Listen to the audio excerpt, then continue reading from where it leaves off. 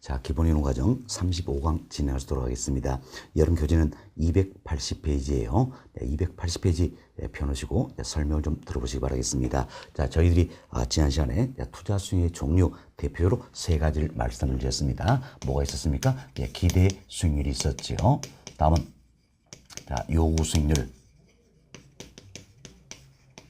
그리고 실현 수익률이 있었습니다. 이때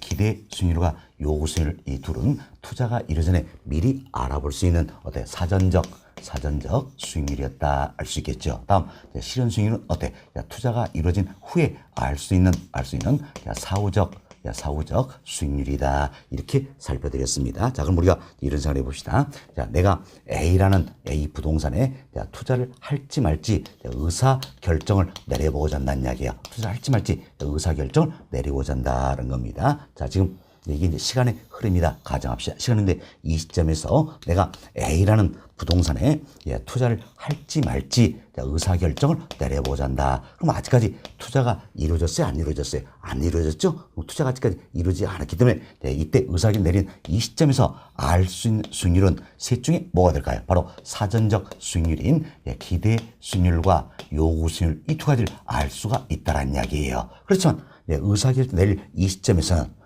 자, 실현 수익률은 알 수 있어요? 없어요? 없죠? 왜? 아직까지 투자가 이루어지지 않았기 때문이에요. 그래서 실현 수익률은 알 수가 없더라. 의사결정을 내리고자 하는 이 시점에서 알 수 있는 건 뭡니까? 사전적 수익률인 기대 수익률과 요구 수익률이다. 그럼 우리는 이처럼 기대 수익률과 요구 수익률 1 비교해서 투자의 타당성이 있다 없다 판단을 할 수 있다라는 겁니다. 그럼 자, 먼저 우리가 기대 수익률과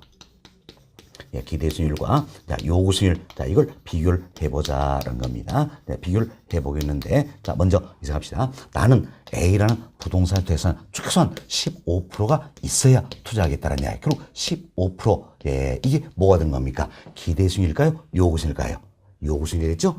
최소한 15% 있어야 투자하겠다. 그럼 15%만큼 요구한다는 이야기예요. 그렇죠? 이때 요구 수익률이 15%다. 이렇게 보시면 되겠습니다. 요구 수익률 15%다. 이때 이제 A라는 투자 안에 대한 예상된 수입이 있지요. 또 예상된 지출이 있다는 이야기. 일통해서 계산으로 우리가 기대 수익률을 구해보니까 20%더라는 이야기예요. 20%. 그럼 이때는 어떻습니까? 자, 기대 수익률은 20%고요. 요구 수익률은 15%이기 때문에 기대 수익률이 요구 수익률보다 더 크다 할 수 있겠지요. 그럼 자 보세요. 나는 최소한 15%가 있으면 투자하겠다는 이야기예요. 그렇지만 20%가 기대된다는 이야기예요. 그럼 투자하겠어요? 안 하겠어요? 하겠지요. 그죠? 이때는 투자 안으로 채택이 된다는 겁니다. 투자 안으로 채택이 되기 때문에 A 부동산의 수요는 증가한다 할 수 있겠죠. 그렇죠? 수요가 증가하기 때문에 자 보세요. 수요만 증가했어요. 그럼 시장은 수요가 더 많죠? 초과 수요다. 이래서 A라는 부동산의 가격은 상승을 하게 된다는 것. 즉 시장 가치가 상승을 하게 된다라는 이야기예요. 그럼 자, 이로 인해서 기대 수익률은 상승할까요? 하락할까요? 하락하겠죠? 아차면 실수하기 쉬운 부분이에요. 자, 보세요. 이제 가격이 상승합니다. 가격이 상승하면 나는 더 높은 가격을 지불하고 사야 되겠지요. 그 더 높은 가격을 지불해야 되기 때문에 결국은 기대된 수익률은 높아집니까? 낮아집니까? 낮아진다. 할 수 있겠죠? 낮아진다. 이렇게 보시면 되겠어요. 그럼 이제 기대 수익률이 결국은 낮아진다는 이야기예요. 낮아져서 기대 수익률과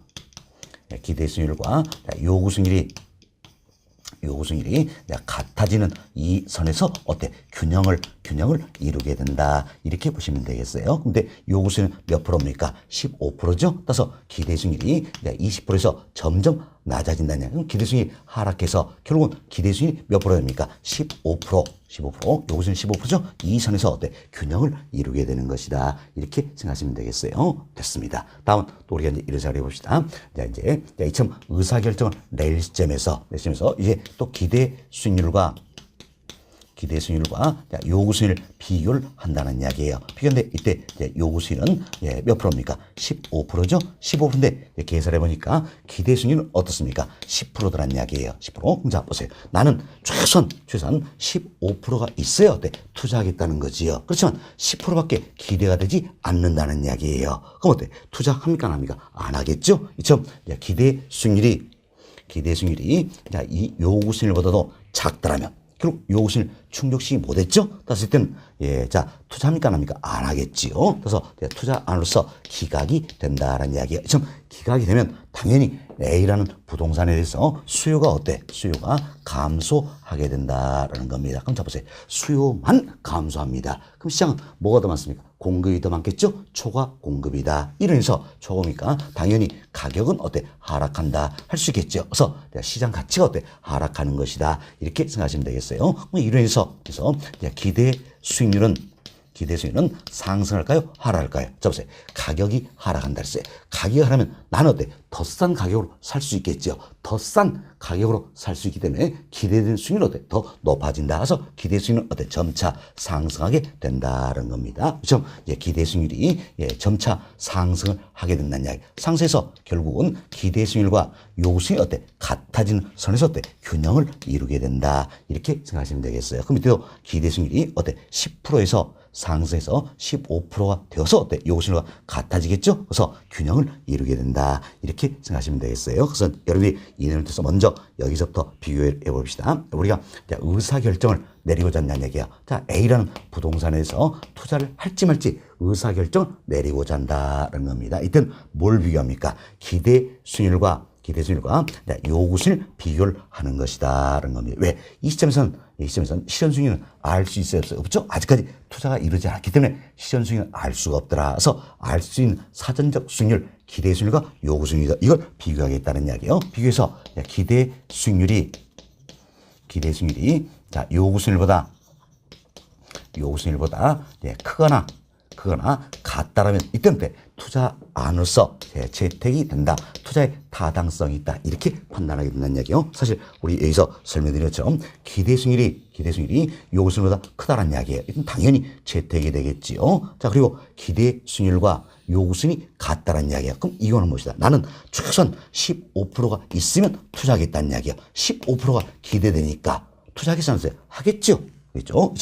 균형 상태에서는 정상이만 얻을 수 있는 것이고, 자, 기대 수익률 요소가 크다. 이 같은 경우는 초과율 얻을 수 있겠죠? 당연히 정상이만 얻는다 할지라도 얼마든지 투자를 용이했겠지요. 그래서 투자가 이루어진다는 겁니다. 결국은 기대 수익률이 요구 수익률보다 크거나 같다라면 투자 안으로서 타당성이 있다. 채택이 된다. 이렇게 보시면 되겠어요. 잘 보세요. 기대 수익률이 요구 수익률보다 크거나 같다는 어때? 투자로서 타당성이 있다. 채택이 된다라는 거예요. 결국 요구 수익률 어때? 충족시킬 수 있어야지 타당성 있죠? 투자로 채택이 되는 것이다. 이렇게 생각하시고요. 또 하나 정리하실 필요가 있는 겁니다. 자, 보세요. 이제 우리가 기대 수익률과 요구 수익률과 관계에서 변하는 건 기대 수익률입니까? 요구 수익률입니까? 바로 기대 수익률이 변한다 할 수 있겠죠. 자, 여기 보세요. 이처럼 기대 수익률이 어때? 변한다는 이야기예요. 그럼 기대 수익률이 변해서 결국 어때? 요구 수익률과 같아지는 선에서 어때? 균형을 이루게 된다. 이렇게 생각하시면 되겠어요. 변하는 건 뭐라고 했어요? 기대 수익률이다. 그래서 기대 수익률이 요구 수익률보다 더 높다면 이때 기대 수익률이 변해서 어때? 요구 수익률과 같아지겠죠? 그럼 기대 수익률이 변해서 요구 수익률과 같아지게 되겠다. 따라서 이때 기대 수익률 어때? 점차 하락하겠지요. 하락한다. 이렇게 생각하시고 다음은 기대 수익률이 요구 수익률보다 더 낮다면 결국 기대 수익률이 변해서 어때? 요구 수익률과 같아진 선에서 균형을 이루게 된다는 이야기야. 그럼 이때 기대 수익률은 어떻습니까? 요구 수익률이 낮기 때문에 점차 기대 수익률은 어때? 상승하겠죠? 상승해서 요구 수익률과 같아진 선에서 균형을 이루게 된다. 쉽게 우리가 수치로 살펴보시면 더 쉽겠네요. 어때? 기대 수익률이 20%, 요구 수익률이 15%라는 이야기. 지금 기대 수익률이 높다는 얘기예요. 그럼 이때는 어때? 기대 수익률이 변해서 결국은 요구 수익률과 같아지기 때문에 기대 수익률이 요구 수익률과 같아지선 어떻습니까?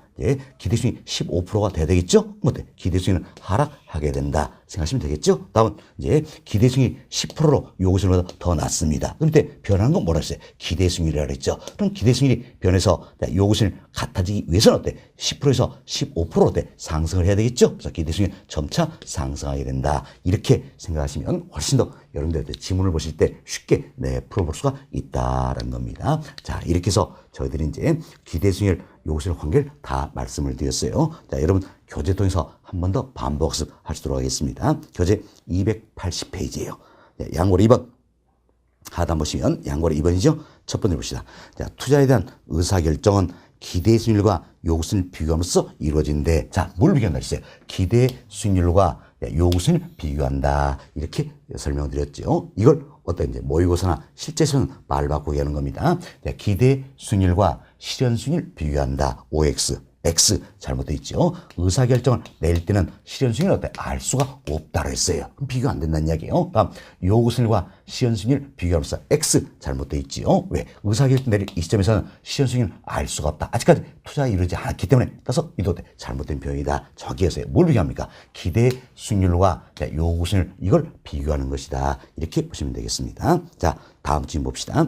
투자 결정을 하기 위해서는 투자자의 어때? 요구 수익률이 충족이 돼야 된다는 겁니다. 따라서 투자자는 투자된의 기대 수익률이 요구 수익률보다 크거나 같은 경우처럼 기대 수익률이 요구 수익률보다 크거나 같은 경우 투자를 하게 된다라는 겁니다. 이렇게 잘 이해하시고 편고로 1번이에요. 편고로 1번은 기대 수익률이 요구 수익률보다 큰 경우죠. 위에 설명드린 내용이에요. 기대 수익률이 요구 수익률보다 큰 경우다. 다음 페이지 상단의 박스를 보세요. 이때는 어때? 투자 안으로 채택이 되겠죠. 그래서 부동산에 대한 수요가 증가한다는 이야기예요. 좀 수요가 증가하기 때문에 가격 즉 시장 가치가 어때? 상승하겠지요. 그래서 기대 수익률 어때? 점차 하락을 하게 된다. 그래서 기대 수익률과 요구 수익률이 같은 선에서 균형을 이루게 된다 생각하시면 되겠습니다. 다음 편고로 2번 보세요. 기대 수익률이 요구 수익률보다 더 낮은 경우다. 바로 이 케이스지요. 기대 수익률이 요구 수익률보다 더 낮은 경우에요. 이때는 투자로서 어때? 기각이 된다는 겁니다. 참 기각이 되기 때문에 부동산에 대한 수요는 어때? 감소하게 되겠지요. 그럼 수요가 감소함에 따라서 가격 즉 시장 가치는 하락하게 되겠지요. 따라서 기대 수익률은 어때? 점차 상승하게 된다. 이처럼 기대 수익률이 상승해서 요구 수익률과 같은 선에서 균형을 이루게 된다. 이렇게 생각하시면 되겠습니다. 그리고 평균 3번 기대 수익률과 요구 수익률이 같은 선에서 균형을 이루게 된다. 이렇게 생각하시면 되겠어요. 이 정도 정리하시고 다음 그 아래 보충학습 박스에 나와 있는 내용 설명을 좀 드리도록 하겠습니다. 사실 이제 투자자 유형에는 크게 세 가지가 있어요. 그런데 위험 회피형 투자자가 있습니다. 이는 우리가 이제 위험 혐오형 투자자다 이렇게도 표현하는 겁니다. 다음은 위험 선호형 투자자가 있어요. 이는 위험을 아주 즐기는 유형이죠. 그래서 위험 추구형 투자자다 이렇게도 표현하는 겁니다. 다음 위험 중립형 투자자가 있다라는 겁니다. 여기서는 우리가 정리해야 될 건 바로 위험 회피형 또는 위험 혐오형 투자자 이것만 정리하시면 되겠습니다. 결론부터 말씀드리면 투자론 세계에서 투자자의 유형은 뭡니까? 위험 회피형이에요. 현실적인 투자 유형은 위험 회피형이기 때문에 이 부분만 우리 정리하시면 되겠다라는 겁니다. 자, 그럼 먼저 우리가 이런 예를 한번 들어봅시다. 자, 이런 예인데 보세요. 이제 우리가 기대 수익률과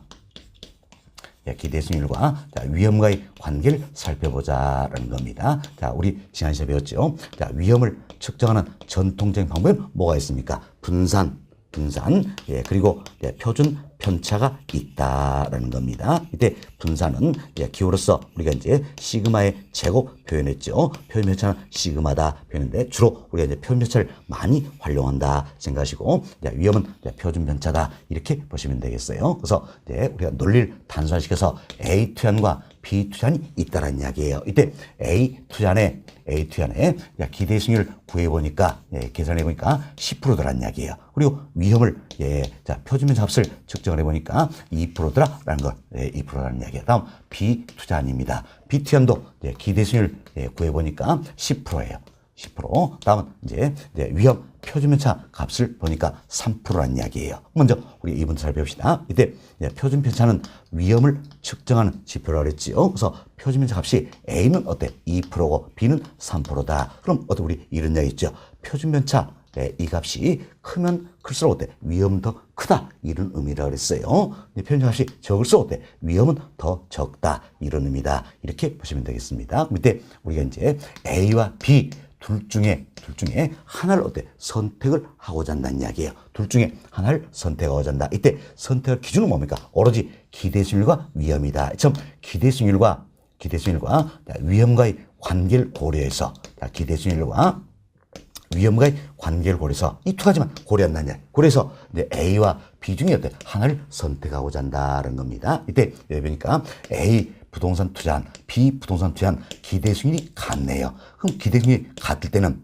자 위험이 자 큰 투자를 선호할까요? 위험이 적은 투자를 선호할까요? 그렇죠. 위험이 적은 투자를 어때? 선호한다. 그래서 여러분이 알자도 A와 B 중에 기대수익률과 위험과의 관계만 고려해서 하나를 선택한다면 뭘 선택할까요? 당연히 A를 선택한다. 할 수 있겠죠. 왜? 기대수익률이 동일하다면 위험이 적은 투자를 선호한다. 이게 우리들이 하는 이야기예요. 그래서 A를 선택을 하게 된다는 겁니다. 이처럼 기대수익률이 동일할 경우 위험이 적은 투자를 선택하는 투자자의 유형을 가려서 우리가 위험 회피형이다 또는 위험 혐오형이다 이렇게 표현한다는 이야기예요. 그럼 잡으세요. 여러분들 모두는 어때? A를 선택했죠? 그래서 여러분 모두가 어때? 위험 회피형이다 이렇게 생각하시면 되겠습니다. 됐습니다. 자 그럼 보세요. 아참 이분도 실수하시는 분이 바로 이런 부분이에요. 자 위험 회피형 투자에서 위험이 있으면 회피하겠다. 혐오 꺼리겠다는 얘기. 그래서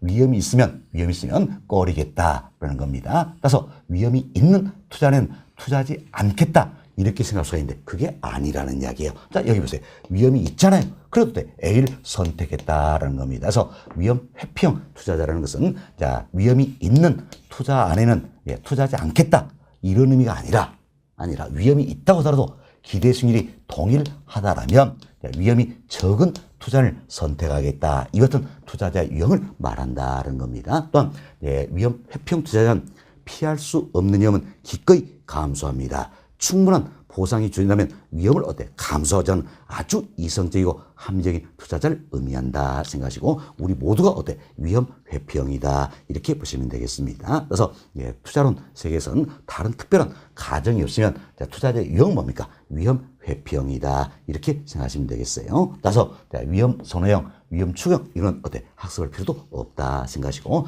위험 회피형 투자자에 대해서만 이해가 되시면 되겠습니다. 자, 이 내용이 보충학습 박스에 나와 있는 내용이에요. 그래서 여러분 교재 281페이지를 보세요. 자, 281페이지 보시면 보충학습 박스가 있죠. 자, 위험 회피형 또는 위험 혐오형 투자자다 소개인데 두 번째 중간점 보세요. 중간점 보시면 자, 위험 회피형 투자자란 위험을 부담하는 경우에는 그에 따른 보상을 얻고자 하는 유형으로 위험 혐오형 투자자 이렇게도 표현하는 겁니다. 또 1번 기대 수익률이 동일할 경우 덜 위험한 투자자를 선택한 투자자를 말한다. 그래서 기대 수익률이 동일할 경우는 위험이 적은 투자를 선택하는 투자자 유형을 말한다는 이야기예요. 자, 다음 동그라미 보세요. 위험을 전혀 감수하려고 하지 않는다는 것을 의미하는 것은 아니라는 이야기예요. 우리가 이거 조심하자 그랬죠. 자, 위험 회피형에서 위험이 있으면 회피, 꺼리겠다는 이야기. 그래서 투자하지 않겠다. 이런 의미가 아니라 했어요. 위험이 있다고 하더라도 기대수익이 동일하다면 위험이 적은 투자를 선호하는 투자자 유형을 우리가 위험 회피형이란다. 이렇게 보시면 되겠습니다. 동그라미 3번. 자, 위험을 감수할 만한 보상이 있는 경우, 회피할 수 없는 위험일 경우, 자, 피할 수 없다는 이야기. 이땐 기꺼이 위험을 감수하는 같은 유형이다. 그럼 동그라미 4번. 현실의 투자자는 이성적이고도 합리적인 위험 회피형 투자자. 우리가 모두가 위험 회피형이다. 이렇게 생각하시면 되겠습니다. 됐습니다. 자, 이런 정도 이해하시면 되겠네요. 이렇게 말씀을 드리고 하단에 있는 양물 3번 투자 가치와 시장 가치다. 이 부분은 저희들이 심화 이론 과정에서 간단하게 설명을 한번 드리도록 하겠어요. 그만큼 출제비 더 낮은 부분이에요. 자, 다음은 이렇게 해서 저희들이 2번 챕터 부동산 투자 수익에 대해서는 다 말씀을 드렸습니다. 말씀드렸고 283페이지를 보세요. 283페이지 3번 챕터 위험의 처리 방법이다. 소인데 이부는 저희들이 심화 과정에서 다룰 내용이다. 이렇게 보시면 되겠습니다. 자, 그리고 285페이지를 보세요. 자, 285페이지는 제가 최근에 출제되었던 예제 두 개를 넣어드렸습니다. 자, 285페이지예요. 상단에 첫 번째 예제 한번 봅시다. 지난 시간에 저희들이 배운 내용인데, 자, 부동산 투자의 위험과 관련하여 과래될 경우로 옳은 것은, 자, 박스 보세요. 자, 투자 재원의 일부가 부채가 증감에 따라, 그리고 부채가 증감된 뭡니까? 타인 자본을 그만큼 많이 쓴다는 이야기지요. 그래서 원가 이자에 대한 채무 불량 가성이 높아지며 벌써 답 나왔네요. 지금 타인 자본을 활용한다는 이야기예요. 이때 원금 상환 이자 지불이 제때 이루어지지 않을 가능성이 있다. 즉 채무 불량 가능성이 있다. 이걸 해서 우리가 뭐라 했습니까? 바로 금융적 위험이다. 이렇게 표현했죠? 이걸 줄여서 어때? 금융 위험이다. 이렇게 표현할 수 있겠지요. 자, 다음 질문 봅시다. 금리 상승기에 추가적인 비용 부담이 발생하는 경우라냐. 사실 금리가 상승하면 어때? 그만큼 이자 비용이 어때? 더 발생하겠죠? 물론 변동리 이 같은 경우에 이자 비용이 더 발생한다는 겁니다. 따라서 이들은 결국은 어디에 합니까? 금융적 위험, 금융 위험에 해당한다. 쓰겠죠? 아주 간단한 문제네요. 따라서 답은 몇 번입니까? 5번. 금융 위험, 즉 금융적 위험이다. 이렇게 보시면 되겠어요. 답은 5번이 되겠습니다. 이렇게 아주 평이한 문제도 우리 시험에서 출제되고 있다는 것에서 투자를 해서 다 어렵게만 출제는 아니다라는 겁니다. 평이한 문제도 출제가 되고 있다. 이런 문제는 절대 틀려서는 안 될 문제다. 이렇게 생각하시면 되겠습니다. 자, 그리고 그 아래 보시면 또 하나의 예제가 들어있죠. 자, 이 부분은 제가 이제 심화이론 과정에서 풀어주도록 하겠습니다. 자, 이렇게 해서 우리 교재 2절 부동산 투자의 위험과 수익이다. 이 부분은 다 설명이 되었어요. 다음은 여러분 교재 286페이지 3절로 넘어갑니다. 자, 3절은 포트폴리오 1호에서 소개하고 있는 내용인데 저희들이 포트폴리오 이론을 학습하기 앞서서 먼저 평균부산 결정법이다. 이 부분을 이제 이해할 수 있어야 되겠습니다. 자, 여기 보세요. 여기 보시면 자, 평균 분산 결정법이라는 게 있어요. 자, 이처럼 평균 분산 결정법도 의사 결정 내리는 하나의 통계적 기법이다 할 수 있겠습니다. 자, 그럼 우리 이런 식으로 해봅시다. 자, 하나의 투자안이 있다는 이야기예요. A라는 부동산 투자안이 있다. 이것은 하나의 투자 안에서 우리가 의사결정을 내리기 위해서는 어떻습니까? 이처럼 기대 수익률과 요구 수익률 비교해서 기대 수익률이 요구 수익률보다 크거나 같다라면 타당성이 있다. 채택 이렇게 의사결정 내릴 수가 있다라냐. 반면 기대 수익률이 요구 수익률보다 더 적더란 이야기. 이때는 타당성이 없다. 기각 이렇게 의사결정을 내릴 수가 있다는 겁니다. 그렇지만 이제 하나의 투자는 있는 게 아니라 A, B, C, D 이처럼 어때? 상호 배타적인 복수의 투자안이 있다는 이야기예요. 그럼 이 복수의 투자안 이 중에서 우리가 어때? 하나를 선택을 해보자라는 이야기예요. 이때 활용할 수 있는 통계적 기법이 바로 어때? 평균부산 결정법이다라는 겁니다. 우리 조금 전에 자 제가 위험 회피형 투자자다 이걸 말씀드리면서 어때? 우리가 A와 B 이 중에 하나를 선택해서 뭘 활용했어요? 기대 수익률과 위험과의 관계를 그래서 하나를 선택했죠. 바로 이제 이분이 평균부산 결정법이에요. 여기서 더 구체적으로 우리가 다루게 된다 생각하시면 되겠습니다. 자, 그럼 여기 보세요. 이제 평균부산 결정법이라는 것은 결국 여러 투자안이 있다는 이야기예요. 상호 배타적인 복수의 투자안이 있었을 때 의사결정 내릴 수 있는 하나의 통계적 기법이 되겠는데 먼저 수익률의 확률 분포가 정규 분포한다 이렇게 가정하는 겁니다. 자, 수익률의 확률 분포는 정규보다 가정하고 우리가 이제 평균으로부터 기대 수익률을 구한다라는 겁니다. 평균으로부터 기대 수익률을 구하고 분산 표준 편차로부터 위험을 구한다라는 이야기야. 주로 위험은 표준 편차를 많이 활용한다는 겁니다. 자, 여기 보세요. 자, 기대 수익률은 뭘로부터 구하는 겁니까? 평균. 다음 이제 위험인 뭘로부터 구하는 겁니까? 분산 표준 편차로 구한다라는 이야기예요. 결국 평균으로부터 기대 수익률을 다음 분산 표준으로부터 위험을 구한다. 그래서 기대 수익률과 위험과의 관계를 고려해서 의사결정을 내리고자 하는 통계 기법이 바로 뭡니까? 평균부산 결정법이다. 이렇게 보시면 되겠어요. 즉 평균부산 결정법에서는 결국 의사결정을 내리기 위해서 고려하는 변수는 딱 두 가지예요. 뭡니까? 기대 수익률 위험 두 가지다. 기대 수익, 위험 이 두 가지만 가지고 어때? 의사결정을 내려보자. 이 어떤 통계적 기법이 바로 어때? 평균분산 결정법이다라는 또 앞서 우리가 말씀드렸지만 자 잠깐 여기 보세요. 여기선 우리가 이제 A와 B 중에 하나를 선택해서 기대 수익과 위험 관계를 고려했지요. 그래서 우리가 어때? 이 사례 보니까 A를 선택했다는 이야기예요. 이게 바로 뭡니까? 평균분산 결정법이다. 이렇게 생각하시면 되겠습니다. 됐습니다. 그럼 이때 이제 우리가 기대 수익률을 먼저 구할 수 있어야겠죠? 구하시는데 우리 오늘 말씀을 한번 드렸습니다. 지난 시간에 설명을 드렸죠. 기대 수익률을 구하는 방법이 있다는 이야기야. 사실 미래는 불확실하잖아요. 불확실하기 때문에 여러 가지 상황들이 발생할 수 있다. 경제가 현재보다 좋아질 수도 있고 안 좋을 수도 있고 현 상태를 유지할 수도 있다는 이야기예요. 좀 여러 가지 상황들이 발생할 수가 있다. 이때 발생할 확률이 있다라 했어요. 확률이 있고 이때 예상 수익률이 있다는 겁니다. 좀 발생할 확률에 예상 수익률을 어때? 예상 수익률을 곱해 준다는 이야기예요. 곱해주고 이때 나온 값들을 모두 어때? 더해서 우리가 기대 수익률을 구하게 된다. 이렇게 생각하시면 되겠습니다. 됐습니다. 근데 우리 교재 공식이 나왔지만 신경 쓸 필요 없이 요령만 익히시면 되는 겁니다. 여러 가지 상황들이 발생할 수 있다. 발생할 확률이 있다는 이야기예요. 여기에 이때 예상 수익률을 곱해서 모두 더해서 가중평균한 수익률이 결국 뭐가 됩니까? 기대 수익률이 된다. 이렇게 생각하시고 다음은 우리 이제 위험을 또 구할 수 있어야 되겠지요. 그래서 위험을 구하는 계산 문제는 깨끗이 포기하는 겁니다. 어차피 안 될 거 우리 빨리빨리 포기한다는 이야기예요. 그리고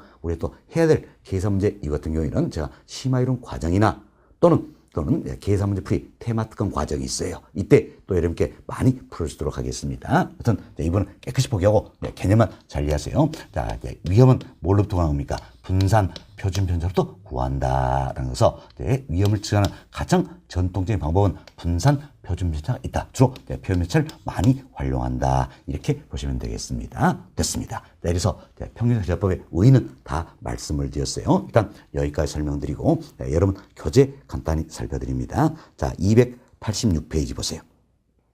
자, 286페이지 이제 1번 챕터 평균분산 결정법이다. 소개도 있죠? 여기도 별표 5개 해놓으시기 바라겠습니다. 평균분산 결정법 옆에다가 별표 5개 해놓으시고요. 다음 이제 양으로 1번 의입니다. 첫 번째로 보세요. 자, 상호 배타적인 복수의 투자안이 있을 경우 수익률의 확률을 보는 정규 분포한다. 가정하에 평균으로부터 기대 수익률, 분산 표준 편차로부터 위험을 추정한다는 이야기예요. 자, 기대 수익률은 뭘로부터 구합니까? 평균. 다음 위험은 어때? 분산 표준 편차로부터 구한다는 이야기예요. 주로 위험은 표준 편차 값을 많이 활용한다 그랬지요. 그 다음 좀 봅시다. 기대 수익률과 위험과의 관계를 고려하여 의사결정 내리는 통계적 기법이다. 결국 평균분산 결정법 여기서 의사결정 내리는 딱 두 가지만 고려한다. 뭡니까? 기대 수익률과 위험이다. 이렇게 생각하시면 되겠습니다. 다음 쯤 보세요. 즉 수익과 위험을 평가하는 하나의 방법이라 할 수 있다. 자, 이처럼 수익과 위험을 어때? 평가하는 하나의 방법이라 할 수 있다. 이렇게 생각하시면 되겠습니다. 다음은 편과로 1번 봅시다. 기대 수익률입니다. 첫 번째 보세요. 개별 투자의 기대 수익률은 경상별 확률에 해당 상품의 경제상황별 추정 수익률 곱한 값을 모두 더하여 계산한 가중평균 수익률을 말한다는 겁니다. 결국 미래는 불확실하죠. 여러 가지 상황들이 발생할 수 있다. 발생할 확률이 있겠죠. 확률 여기에다가 이때 예상 수익률 곱해서 모두 더해서 계산한 가중평균 수익률이 뭡니까? 기대 수익률이다. 이렇게 개념적으로만 일단 이해를 좀 해놓으시기 바라겠습니다. 다음 페이지 봅시다. 다음 페이지 보시면 그리고 자 286페이지 편고로 1번 기대 수익률이다. 우리 설명드렸죠? 그 아래 박스에 공식 들어있잖아요. 공식 신경 쓸 필요 없다고 했습니다. 요령만 잘 익히시면 되겠다는 이야기예요. 다음은 287페이지입니다. 상단에 편과라 2번 위험이다 소개되고 있죠. 첫 번째 봅시다. 수익률의 확률 분포가 정규 분포한다면 수익률의 분산 또는 표준편차로 위험을 측정할 수 있다는 거죠. 그래서 기대 수익률의 분산 또는 표준편차는 투자의 위험을 측정하는 전통적인 방법이다 생각하시고 우리가 위험은 주로 표준편차를 많이 활용한다 이렇게 보시면 되겠습니다. 그리고 그 아래 박스에 공식 들어있죠? 전혀 신경 쓸 필요 없다. 우리 깨끗이 포기한다 그랬습니다. 됐습니다. 다음 이제 하단 내려옵시다. 내리시면 편고 3번 지배의 원리다 소개되고 있는데 이분도 또 설명을 좀 드리도록 하겠습니다. 자, 저희들이 지금 자 기대 수익률과 자, 위험과의 관계만 고려해서 의사결정을 내려보자는 겁니다. 그래서 우리가 이제 논리를 좀 단순화시키기 위해서 A 투자안과 B 투자안이 있다 이렇게 가정을 해봅시다. 가정에서 이제 A 투자안에 이제 기대 수익률 그리고 위험을 구해본다는 이야기예요. B 투자안에 기대 수익률 그리고 위험을 구해보겠다는 겁니다. 그럼 자 여기 보세요. 이게 기대 수익률과 결국 위험과의 관계를 고려한다 그랬지요. 고려한다. 위험은 주로 표준매차값을 많이 활용한다는 이야기. 그럼 이런 경우가 있겠지요.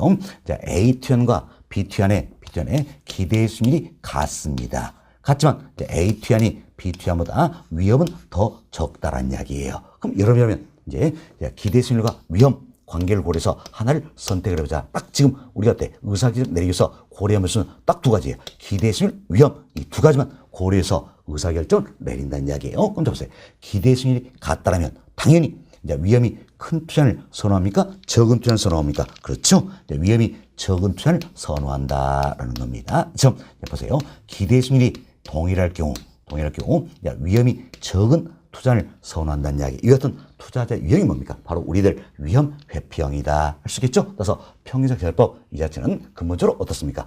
위험 회피형 투자자다 또는 위험 혐오형 투자자를 전제로 하고 있다. 이렇게 생각하시면 되겠습니다. 됐습니다. 자, 그럼 우리도 이렇게 생각할 수 있겠네요. 여기 보세요. 이처럼 기대 수익률이 동일하다면 위험이 적은 투자를 선호하겠죠? 그래서 위험이 적은 투자니 위험이 큰 투자를 지배한다. 이렇게 표현할 수가 있다는 거예요. 그럼 이때 이제 지배하는 투자안이 있고 지배 당하는 투자안이 있다는 이야기예요. 있다. 그럼 보세요. 이제 자, 이게 1번 케이스예요. 그럼 이 1번 케이스는 뭘 지배할까요? 바로 기대 수익이 동일하면 자, 위험이 적은 투자를 선호하겠죠? 그래서 위험이 적은 투자니 위험이 큰 투자를 지배한다. 그래서 지배하는 건 뭐가 됩니까? A. 지배당하는 건 뭡니까? B가 된다. 그럼 결국 B는 지배당했지요. 지배당했으니까 더 이상 선택 대상이 될 수가 없다는 이야기예요. 따라서 이제 A, B 중에 B는 투자 대상에서 배제가 되는 것이다. 그럼 남는 건 결국 뭐만 남습니까? A만 남게 된다. 할 수 있겠죠. 그래서 우리가 이제 A를 선택을 하게 된다. 자, 이 같은 선택 원리를 우리가 지배 원리다. 이렇게 표현한 겁니다. 왜? 지배당하는 투자는 배제되고 지배하는 투자를 선택하기 때문에 이런 선택을 지배 원리란다. 결국 평균부산 결정법이라는 것은 지배 원리를 뜻하는 것이다. 이렇게 보시면 돼요. 그래서 학자에 따라서는 자, 이 같은 평균부산 결정법을 지배 원리다 표현하기도 하고 평균부산 지배 원리다 이렇게 표현하기도 한다는 겁니다. 결국 평균부산 결정법이라는 것은 이제 상호 배타적인 복수에 투자했을 때 수익률의 확률표가 정규보다 가정하에서 평균으로부터 기대 수익을 구하는 거죠. 다음 분산 편차로부터 위험을 구한다. 그래서 기대 수익률과 위험과의 관계를 고려해서 지배 원리에까지서 의사결정 내리는 통계적인 기법이 된다. 이렇게 보시면 되겠어요. 그래서 지문에 지배 원리 나오면 평균부산 결정법 생각하시면 되겠습니다. 됐습니다. 다음은 또 이제 이와 같은 경우가 있겠지요. 자, 이제 A 투자안과 B 투자안의 위험이 같더란 이야기예요.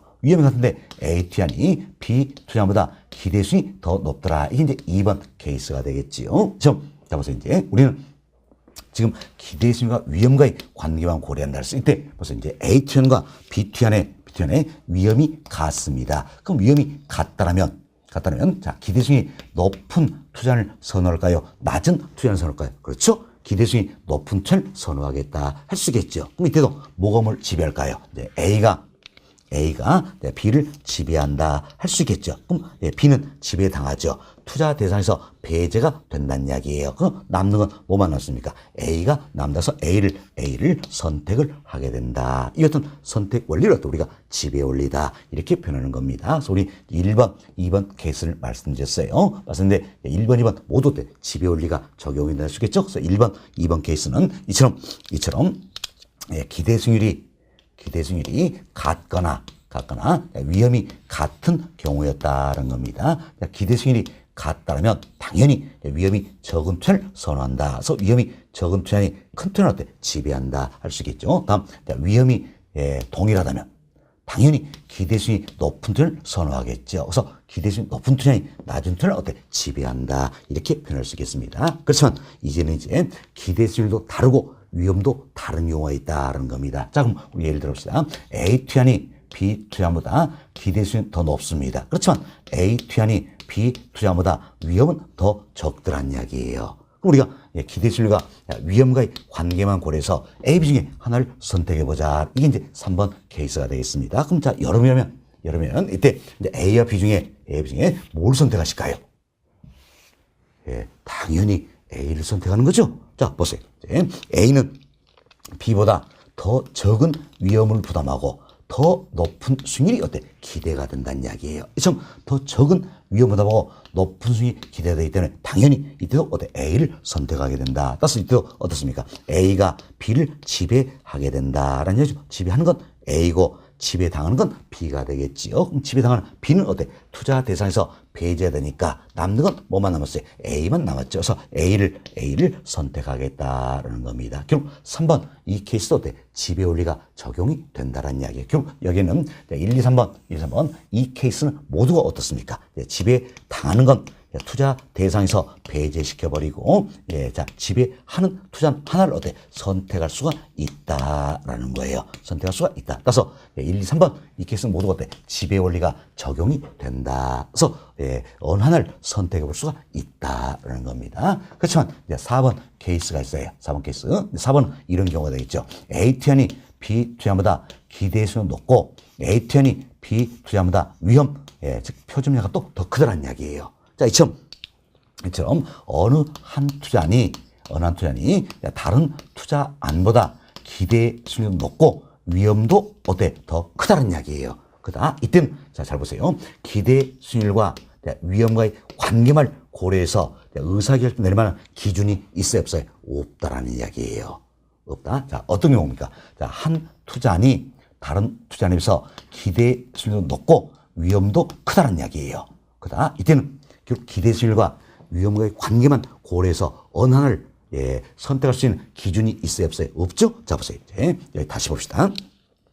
자, 이처럼 A 투자안과 B 투자안의 기대 수익이 동일하다. 이때 어때? 위험이 적은 투자를 선호하겠지요. 자, 위험이 동일하다는 이야기예요. 이때는 어때? 기대 수익률이 더 높은 투자를 선호하겠지요. 다음 무슨 이제 어느 한 투자안이 더 적은 위험 부담하면서 높은 수익률이 기대되면 당연히 어때? 이 사례 A를 어때? 선호한다 할 수 있겠지요. 그렇지만 여기 보세요. 이제 하나의 투자안이 다른 투자에서 기대 수익률이 높고 위험도 크다라면 이때만큼은 기대 수익률과 위험과의 관계를 거서 의사결정 내리면 기준이 없다라는 이야기예요. 없다. 따라서 자, A와 B 서로서로 지배한다 할 수 있어요, 없어요? 없다라는 거지요. 결국 지배 당하는 게 없다라는 이야기예요. 지배당하는 왜? 의사결정 기준이 없으니까. 자, 지배당하는 게 없다. 그럼 지배당하는 게 없다는 이야기는 결국 어때? A와 B 모두가 어때? 지배 원리를 어때? 충족을 하게 된다. 모두가 A와 B 모두가 어때? 지배하게 된다. 지배를 충족하게 된다. 이렇게 보시면 되겠지요. 그럼 자 보세요. 자, 우리가 지금 A와 B 두 개의 투자 대상이 있다 했어요. 이 중에 지배 당하는 게 있어요, 없어요? 없죠? 그럼 A, B 중에 투자 대상 배제되는 게 없다. 그래서 모두가 지배하게 된다. 지배를 충족하게 되겠고 그럼 이 중에 하나를 선택할 수 있어요, 없어요? 없다라는 거예요. 왜? 둘 중에 지배당하는 게 없으니까 하나를 선택할 수가 없다라는 거. 이처럼 A, B 모두가 어때? 지배를 하게 되기 때문에 지배당하는 게 없다. 그래서 둘 중에 어느 하나를 선택할 수가 없다라는 이야기예요. 이게 바로 뭡니까? 평균회법 지배원리의 한계점이 되는 것이다. 이것은 문제점이 있다라는 이야기예요. 결국 4번 이 케이스는 지배원리가 적용이 됩니까, 안 됩니까? 안 된다는 이야기예요. 안 된다. 그래서 어느 하나를 선택해 볼 수가 없다. 이 같은 문제점이 있다는 겁니다. 그럼 이 같은 문제점을 극복하기 위해서 여러 가지 대안들이 나오게 된다라는 겁니다. 된다는데 먼저 변동계수를 활용하는 방법이 있습니다. 처럼 변동계수를 활용하는 방법이 있고, 다음은 자, 투자자의 위험 회피 성향을 고려하는 방법이 있다는 겁니다. 다음은 포트폴리오 자, 이론도 나오게 된다. 이렇게 보시면 됩니다. 자, 여러분이 포트폴리오 많이 들어보셨죠? 자, 포트폴리오 이론이 나오게 됐다. 그럼 자 보세요. 그럼 포트폴리오 이론은 왜 나오게 됐을까요? 바로 평균산자법 지배 원래가 있을 때 이처럼 하나를 선택할 수 없다는 이야기예요. 이 같은 문제점이 있더라. 이걸 극복하기 위한 대안으로 등장한 게 바로 뭡니까? 포트폴리오 이론이 된다. 이렇게 보시면 되겠어요. 그래서 간혹 모의고사에서는 이런 질문이 나옵니다. 포트폴리오 이론의 한계를 극복하기 위한 대안으로 평균산 결정법이 등장되었다. OX, X 잘못된 거지요. 말이 바뀌었네요. 그래서 흐름을 잘 이해하세요. 자, 보세요. 평균산 결정법.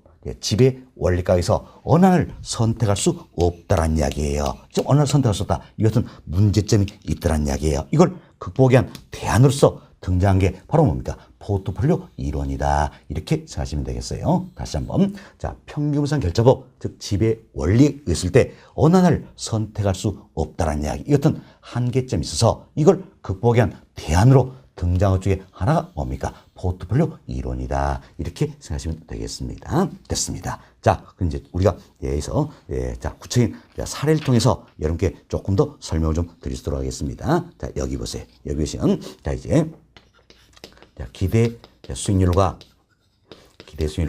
자, 위험과의 위험은 표준면적 값입니다. 관계를 고려해서 우리가 어떤 의사결정을 내려보자라는 겁니다. 결국 평균산결법 지배 원리다 할 수 있겠죠. 이때 이제 A 투자의 기대 수익률은 11%입니다. 11%고요. 이제 위험 표준 편차는 5%다라는 겁니다. 자, B 투자의 기대 수익 위험 또 우리가 구해볼 수 있겠죠. 구해보니까 B 투자는 기대 수익률이 8%예요.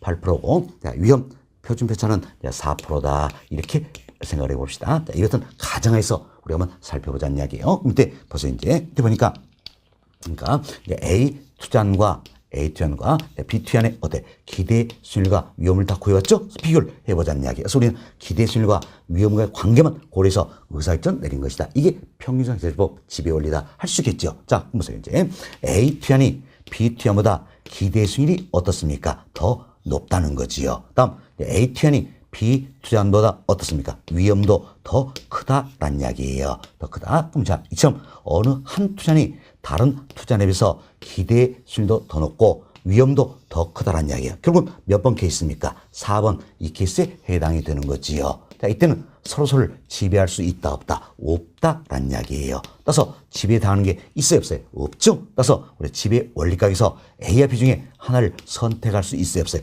없다라는 문제점이 있다라는 이야기예요. 자, 이걸 극복하기 위해서 여러 가지 대안들이 나오게 된다. 그래서 먼저 이제 변동계수를 고려하는 방법이 있다는 겁니다. 이때 변동계수는 흔히 우리가 이렇게 표현합니다. 상대 위험 계수다 이렇게 표현해요. 상대적인 위험의 크기를 측정한 값이다라는 이야기예요. 상대적인 위험의 크기를 측정한 값이라서 상대 위험계수다 이렇게 표현하는 겁니다. 또한 과거에는 이 변동계수를 변이계수다 이렇게도 표현을 했습니다. 실무적으로 최근 어때 변동계수 이런 표현을 쓰고 있어요. 그래서 우리 시험에서도 기출문제 보시면 오래된 기출문제는 변이계수 이런 표현이 있어요. 그리고 최근에 출제된 기출문제 보면 어때 변동계수다 이렇게 표현되는 것이다 생각하시면 되겠습니다. 자, 그럴 때 변동계수는 어때 상대적인 위험의 크기를 측정한 값이다 이렇게 생각하시면 되겠어요. 자, 이처럼 기대수익이 다 다르잖아요. 그럼 기대수익이 다르기 때문에 이제 어때 A 투자안, B 투자안 모두 기대수익을 1로 맞춰버리자는 이야기예요. 그럼 기대수익 1로 맞추고 기대수익 1을 얻기 위해서 위험을 얼마나 부담할 것인가 이걸 측정하는 값이다라는 겁니다. 그래서 변동계수는 어떻게 구할까요?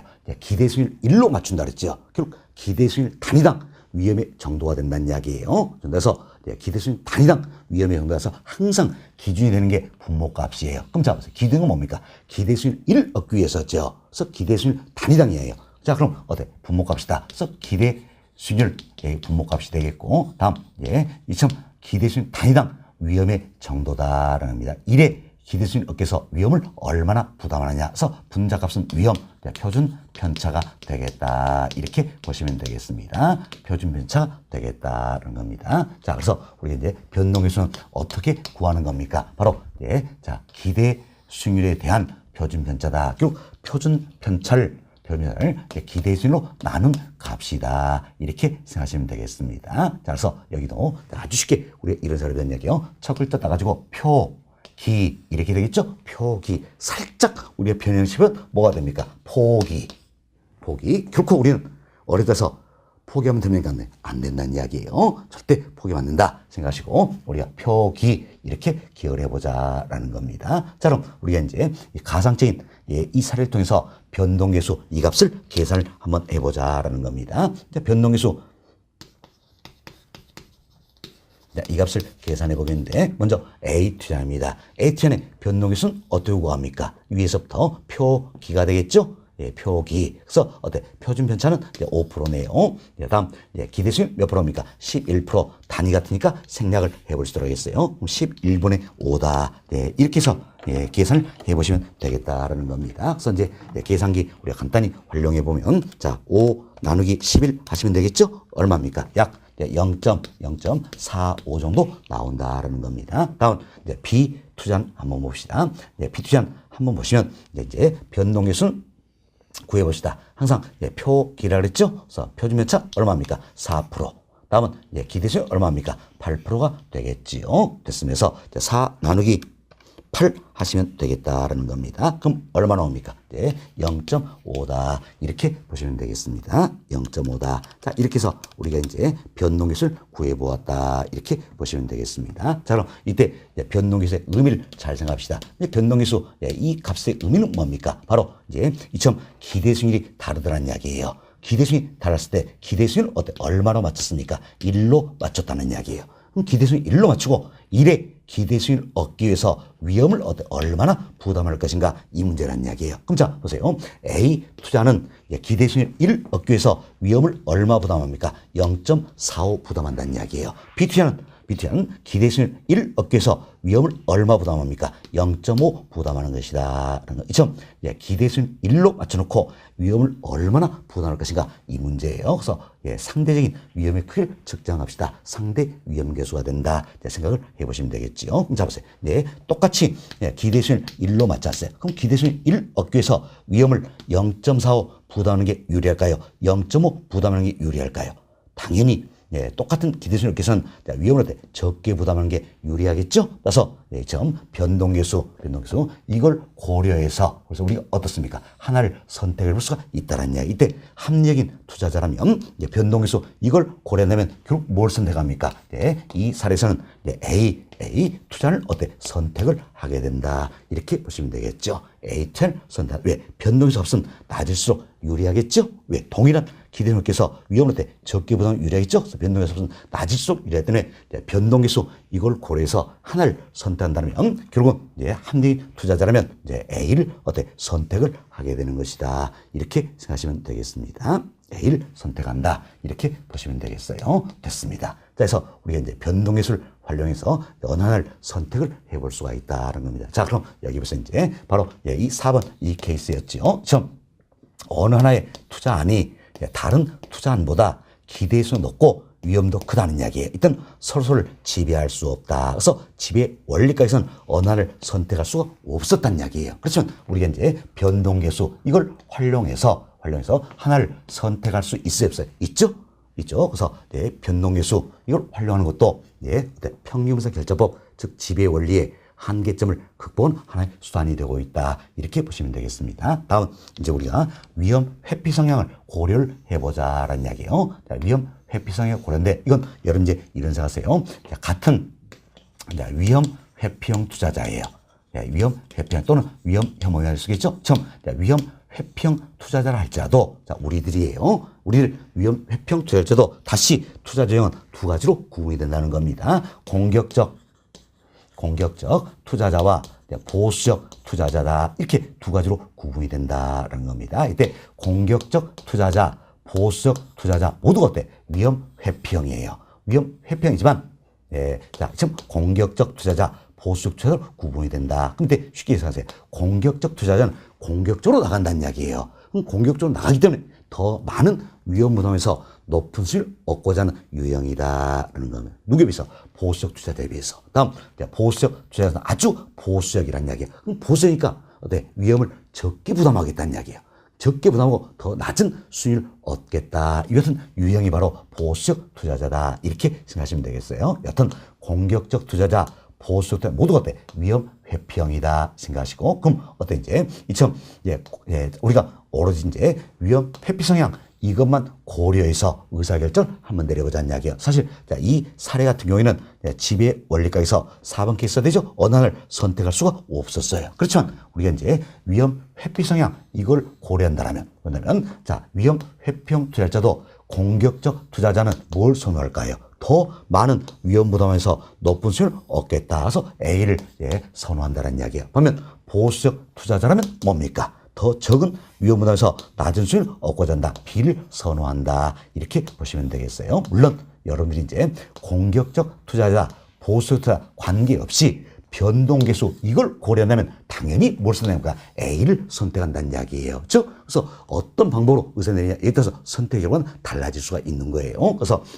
위험 회피 성향 이런 관계없이 변동계수만 고려한다면 당연히 A를 선택하게 되겠죠. 그렇지만 이제 변동계수 이런 걸 따지 않겠다는 이야기예요.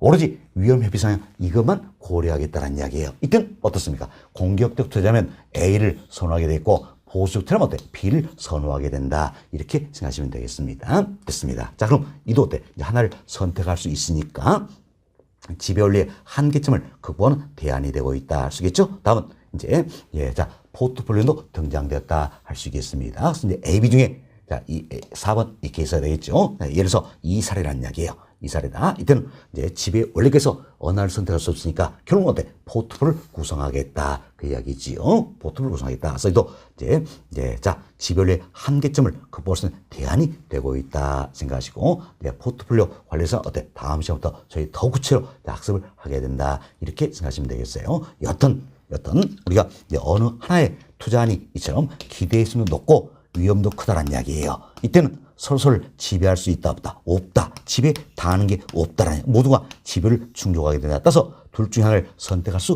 없다라는 문제점, 한계점이 있다는 이야기예요. 여튼 한계점을 극복한 대안으로 등장한 게 변동계수를 활용하는 방법도 있고 위험 회피 성향을 고려하는 방법도 있고 포트폴리오 선택 이론도 나오게 되었다. 이렇게 흐름을 잘 생각하시면 되겠습니다. 됐습니다. 자, 그럼 여러분 교재 통해서 한 번 더 반복습 해주도록 하겠습니다. 자, 여러분 교재 287페이지 맨 하단을 보세요. 자, 287페이지 맨 하단 보시면 평월 3번 지배 원리다 소개되어 있죠. 자, 첫 번째로 봅시다. 지배 원리란 위험 회피형 투자자를 전달하여 수익과 위험을 분산하는 방법이다. 자, 우리 여기서 얘기 드렸죠. 여튼 위험 회피형 투자자를 전제로 해서 결국 어땠지? 수익과 위험을 분산하는 방법이다 할 수 있겠지요. 동일 1번 기대 수익이 동일할 경우 위험이 낮은 투자를 선택한다. 이처럼 기대 수익이 동일하다면 당연히 우리들은 위험이 낮은 투자를 선택하겠지요. 다음 페이지 봅시다. 동일의 2번 위험이 동일할 경우 기대 수익이 높은 투자를 선택한다. 이처럼 위험이 동일할 경우에는 당연히 기대 수익이 높은 투자를 선택한다. 지금 사실 기대 수익과 위험 이 두 가지만 고려하기 때문이죠. 이 두 가지만 고려해서 의사결정을 내리고자 한다. 이렇게 보시면 되겠어요. 그리고 이제 그 아래 박스가 들어있죠. 이 박스가 바로 우리가 지금까지 설명드린 이 내용이다. 이렇게 생각하시면 되겠습니다. 자, 그럼 이제 첫 번째 칸을 봅시다. 첫 번째 칸은 이제 A와 B의 기대 수익이 동일한 경우다. 바로 1번 이 케이스가 되겠죠. A와 B의 기대 수익이 동일하지만 이제 A가 위험이 더 적은 경우예요. 이때는 A가 B를 지배한다 할 수 있겠죠. 위험이 적은 A가 위험이 큰 B를 지배한다. 그럼 B는 지배에 당하기 때문에 투자에서 배제되고 결국 A를 선택을 하게 된다는 겁니다. 다음 두 번째 칸을 봅시다. 두 번째 칸은 여기는 2번 케이스예요. 2번 케이스라서 이제 위험이 동일한 경우가 되겠습니다. 즉 위험이 동일하지만 이제 기대 수익률이 A가 더 높다는 이야기예요. 그럼 당연히 기대 수익이 높은 A가 기대 수익이 낮은 B를 지배한다 할 수 있겠죠. 그래서 지배 당하는 B는 투자 대상에서 배제가 되고 지배하는 A를 선택하게 된다 할 수 있겠죠. 다음 세 번째 케이스예요. 세 번째는 여기는 3번 이 부분이 되겠죠. A 투자니 B 투자보다 기대 수익이 더 높다는 이야기예요. 그렇지만 A 투자니 B 투자보다 위험이 더 적은 경우다. 이때 당연히 더 적은 위험 부담하면서 더 높은 수익을 얻을 수 있는 A 투자를 선호하겠죠. 그래서 A가 B를 지배한다. B는 지배당했으니까 투자 대상에서 배제가 되고 당연히 A를 선택하게 된다. 이렇게 보시면 되겠어요. 그래서 여기까지는 어떻습니까? 지배 원리가 적용이 된다는 이야기예요. 그래서 지배 당하는 걸 투자 대상에서 배제시키고 배제시키고 하나로 선택을 해볼 수가 있다. 그래서 지배 원리가 적용이 된다는 이야기예요. 그렇지만 맨 마지막 칸이에요. 자, A 투자니 B 투자보다 기대 수익률도 더 높고 위험도 더 큰 경우다라는 겁니다. 이때는 서로를 지배할 수 있다 없다? 없다는 이야기예요. 둘 중 하나를 선택의 기준이 없다 그랬죠? 그래서 서로를 지배할 수가 없다라는 거. 지배당이 없네요. 모두가 지배하게 된다. 모두가 지배를 충족하게 된다. 그래서 둘 중에 하나를 선택할 수 없다라는 문제점, 한계점이 있다라는 겁니다. 그래서 이게 이제 네 번째 케이스였죠? 네 번째 케이스는 지배 원리가 적용이 됩니까? 안 됩니까? 안 된다. 이렇게 보시면 되겠습니다. 자, 다음 양보로 2번 봅시다. 네, 첫 번째 보세요.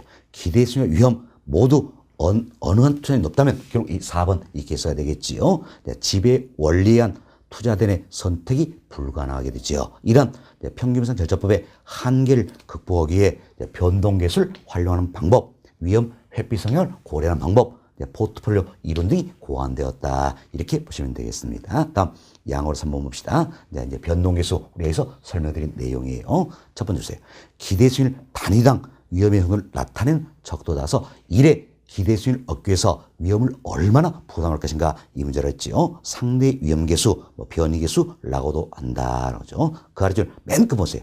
맨 끝 보시면 변동계수가 작을수록 상대적으로 위험이 낮은 투자를 할 수 있다. 이처럼 변동계수가 어떻습니까? 더 작을수록 어때? 동일한 1의 기대수익을 얻기 위해서 더 적은 위험 부담이니까 변동계수가 작을수록 상대적으로 위험이 적은 투자안이다 할 수 있겠죠? 따라서 변동계수는 이처럼 낮을수록 유리한 투자안이 되는 것이다. 이렇게 보시면 되겠어요. 다시 봅시다. 변동계수가 작을수록 상대적으로 위험이 낮은 투자야 할 수 있다. 그리고 박스에 변동계수 구하는 공식이 들어있죠?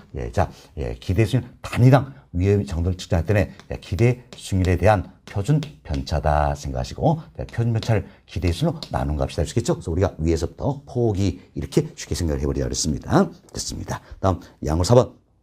이제 위험 회피 성향을 고려하는 방법도 나오게 되었다라는 겁니다. 첫 번째 보세요.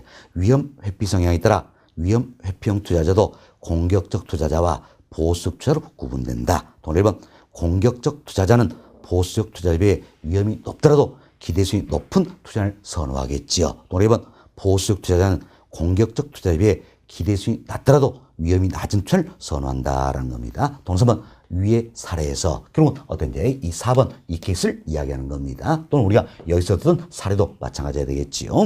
공격적 투자는 더 많은 위험을 넣어서 높은 수익을 얻고자 하겠죠. A 보수 투자는 더 적은 위험을 넣어서 낮은 수익을 얻고자 한다. B를 선호할 것이다. 이렇게 보시면 되겠어요. 이처럼 우리가 이제 변동기술을 활용해서 어느 하나를 선택해 볼 수 있고 위험 회피 성향을 고려해서 어느 하나를 선택해 볼 수가 있다는 겁니다. 따라서 이들은 평균사회처법 즉 지배원리의 한계점을 극복하는 대안이 되고 있다는 겁니다. 물론 여기 보세요. 1번, 2번, 3번 이 케이스는 지배 원리가 적용이 되잖아요. 그래서 지배 원리가에서 하나를 선택하면 되기 때문에 변동수 이런 게 필요가 없다는 이야기예요. 그러나 4번 이 케이스는 지배 원리가에서 하나를 선택할 수 없기 때문에 우리가 변동기술을 활용하기도 하고 위험 회피 성향을 고려하기도 하고 포트폴리오도 나오게 되었다. 이렇게 잘 이해하시면 되겠습니다. 됐습니다. 자, 여기까지 말씀을 드리면 우리가 평균분산 결정법이다. 지배 원리 이 부분 설명이 다 되었네요. 네, 이번 시간은